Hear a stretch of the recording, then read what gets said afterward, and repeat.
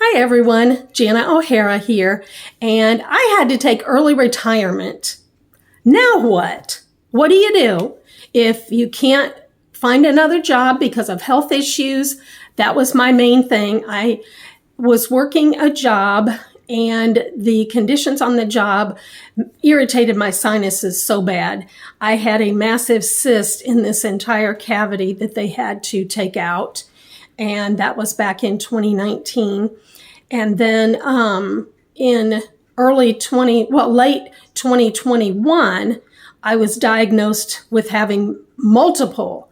Now, mind you, I had surgery on this right sinus to get rid of that cyst.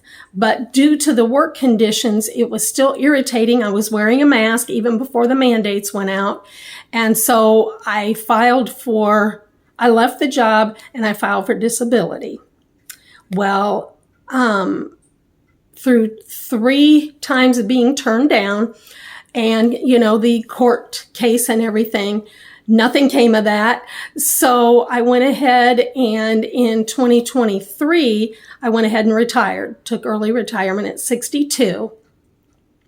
So to give you a little history, the reason that, I have a lot of health issues, back at the end of 2015, I was rear-ended. There was almost like a monsoon. I was living in Georgia. I was traveling on the highway, trying to get to an appointment.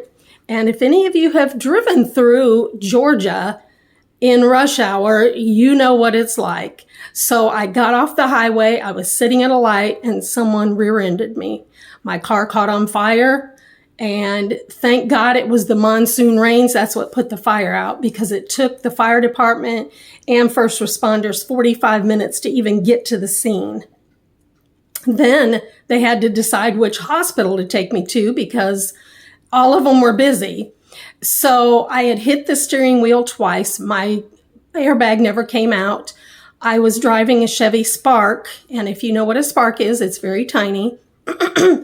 And since the impact was not a certain amount or pounds of square pressure or something like that, the fire department told me that they didn't come out, because in the Chevy Spark, your seat is supposed to fall back. That way, when the airbags come out, they're over the top of you, because there's airbags on the one side of you and there's airbags in front of you. And when I sat in the car, I was pretty close to the steering wheel. But also with the seatbelt jerking me back, because what happened, the car hit me, my car shot forward. I hit the car in front of me. It bounced off her car, went back, hit his car again, and then since the engine was messed up, it roared and it shot forward. So if they looked, I guess, on the video camera, because a lot of the places in Georgia, we've got street cameras. So it looked like a ping pong, just going back and forth. So I hit the car in front of me twice. The seatbelt jerked me back twice, which also caused a rib that I have that slips in and out of place. And it messed up my knees.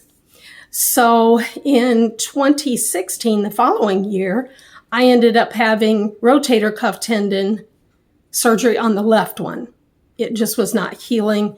I was still in a lot of, pain and everything. And come to find out, it wasn't a normal tear. Say if this is your bone, the cuff, and here is the tendon. Normally it just breaks off like this. Mine didn't do that. Part of this was still on here, and about right there was just flapping. So it would never heal. So I had to go ahead and get that done. So that left me most of 2016, I was out of work. So then come to find out, my brother-in-law was having some major issues on a donor list for an organ. And my mother is elderly, so I thought that was too much on my sister. So I moved back to Indiana to help. I started a new job in 2019, and the work conditions were really bad. As I was saying, before, I had to have sinus surgery and everything. And so I went ahead and I had to quit. There was nothing else I could do. And in the meantime, I had in 2018 a bulging disc down by my tailbone. Well, that set me off work for a little while. And then all of the sitting and all that stuff, because I had a lot of work. So I was working 8, 10, some days almost 12 hours straight. Sometimes I would eat lunch at my desk and just get up to go to the bathroom and get water, and that was it. And so it really took a toll on me. Then when I had the bulging disc at the same time, the, I can't think what it's called, in your knee, it tore. Sorry if you hear that. That's our noon bell here. I guess that evidently let the farmers know years ago when it was noon. But the meniscus, that's what it is. They think I tore the meniscus in my left knee. So I did physical therapy. And within time, that healed. Then while I was off in 2022, that summer, I was walking around my apartment to go get my trash can, and my right knee gave out on me. And I fell. I thought I broke ribs. I was really afraid to get up, but I did.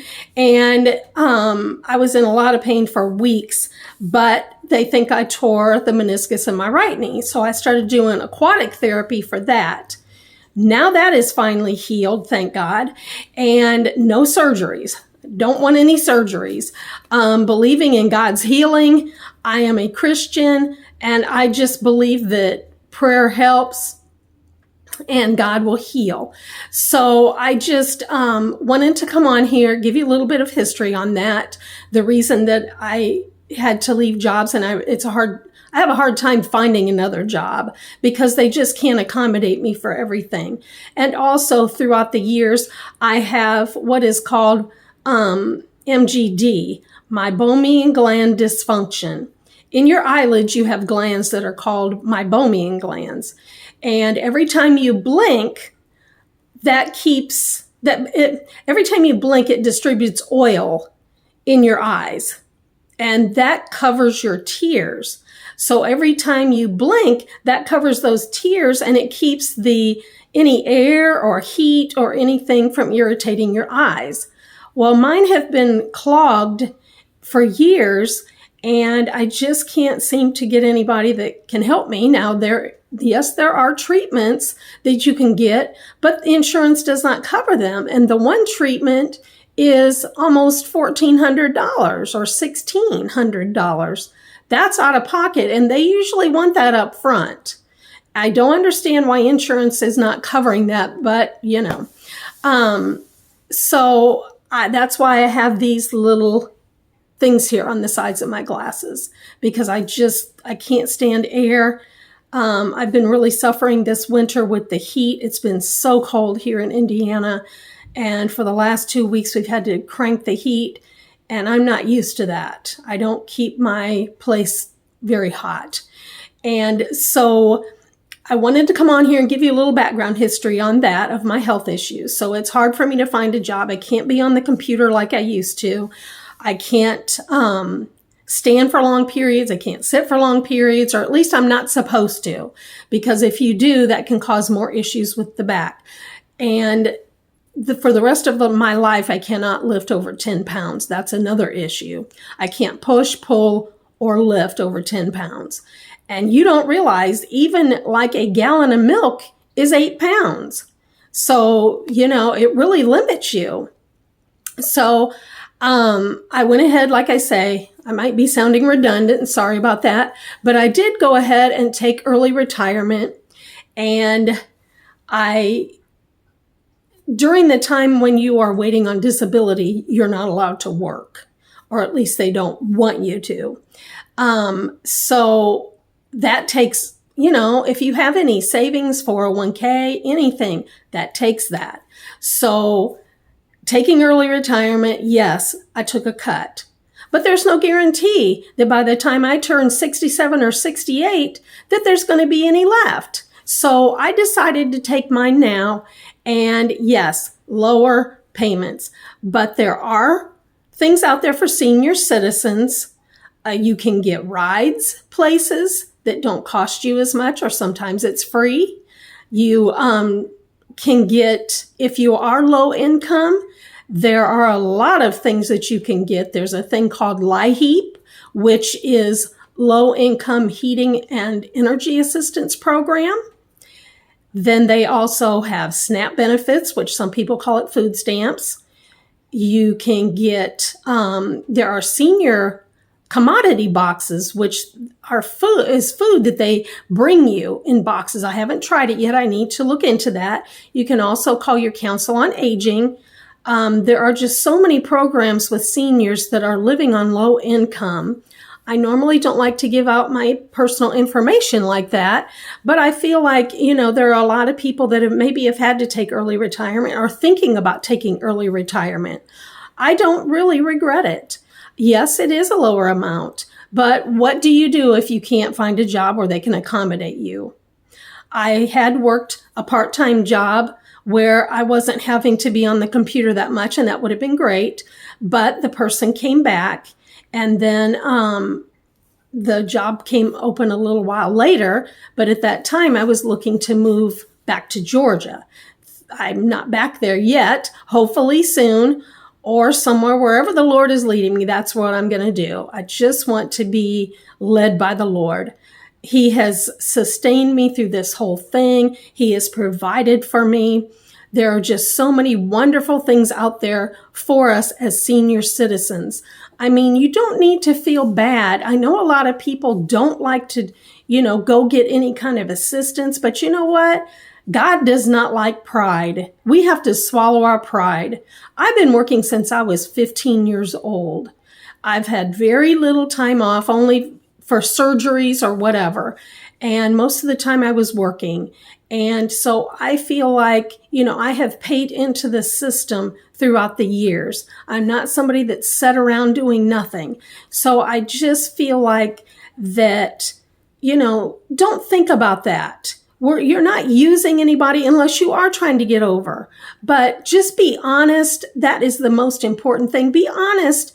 And if you need help, go get it. There are churches that might help you with food, possibly finances, rides, things like that. There are just so many organizations you can call 211. Nobody is sponsoring this video, so I'm just letting you know who I've contacted. Find Help. I believe it's findhelp.org. That's another good one. There's just so many opportunities. You can get on YouTube and look it up. I listen to Nicole. I watch her videos from lowincomerelief.com. She has a lot of good information. She has researched and she tries to help people with a low income at any age. You can get on there and find out so much information. Your local council on aging, they can help you a lot. So, it has been a process. It takes some getting used to because you only have one paycheck a month, and maybe some of you were getting paid every week or every 2 weeks. Now you're on just one income. If you have nothing else, then that's it. So you better budget your money good. Set a budget and keep to it. There are low income cell phones that you can get. There are low income internets that you can get. Let's see. You can even get free cell phones if you are under a certain income level, or if you are approved for food stamps or SNAP. So, I just wanted to let you know that there's a lot of opportunities. I also have started a couple shops online. At least, with this, if I get tired, because what happens is this right hand cramps and tingles and I can't use the mouse, for long periods of time like that. If I'm typing, I did data entry for over 40 years. Well, that's no. I can do a little typing, but that's, and it can't be fast like it used to be. So I have written and published 9 books. They are on Amazon. to try to help with some of my income. Excuse me. And I just noticed it's snowing here again. So I've published 9 books. They're on, I have a website called janao.creations.company.site. And that is, I will give you the information below, but it is JAN like Nancy, AO books.company.site. And I am praying that those books will get out to their children's books, Christian children's books, faith-based. They are about bullying, being confusion, friendship, and spreading God's love. And so I just want to let you know there are other things that you can do. There are a lot of YouTube videos out there with tutorials on how to write and publish books. I published mine on Amazon at KDP is what they call it. And that was totally free. If you let them have, provide everything for you, of course, then they own the books, but you can still sell them either personally or like I will have my site below as to where you can buy those. I have also started a few other shops, and then I do craft shows. I make earrings. Right now I'm working on scrunchies, and I will be at the Decatur Artisan Market here in Decatur, Indiana, the second Saturday in February from 9 to 2. And I will have some Valentine's things there. I'm not sure if I'll do my chocolates or not. I used to be famous here in the Fort Wayne area for my chocolates, but that was when my kids were little, and my daughter just will be 41 next month. So it was a long time ago. But I do well at the craft shows. The people are getting to know who I am. And I would also be thrilled if some of you would come out and see. But I just wanted to get on here and let you know, taking early retirement is not a horrible thing. And don't let anybody talk you out of it. You do what is good for you. If you need to talk to a financial counselor, do that. If you already have planned and you know, maybe you have a huge 401k and you're satisfied, you'll be fine, then don't worry about it. And I'm not going to worry about it either, because I know that the Lord is in charge. He will take care of everything. He is Jehovah Jireh, the Lord our provider. And so I just believe that He will provide for me. I am single. Yes. So, there's just one income. And if the Lord provides me with, a husband again, then that's fine. If He doesn't, I know that He will take care of me. He will supply all of my needs. He's always there. He always will be. And if you have any questions, leave a comment below. And I just appreciate everyone for watching my videos. You can also check out my other shops. I will link those below as well. And I just look forward to encouraging you. My next video I think I will probably be about my books. That way you can see my books. And if you know any little children, there's 7 of the books are for ages 3 to 5. And then I have 2 that are 6 to 11. I have at least 3 more of those books. Those are based on my grandchildren. And what it's about is they go and help. I have 4 grandchildren. And when they hear people in trouble or other children in trouble, as they start running to see what's going on, they start quoting scripture, and their clothes turn into the armor of God. The helmet of salvation, breastplate of righteousness, belt of truth. Our feet are shod with the gospel of peace. we take up the shield of faith and the sword of the Spirit.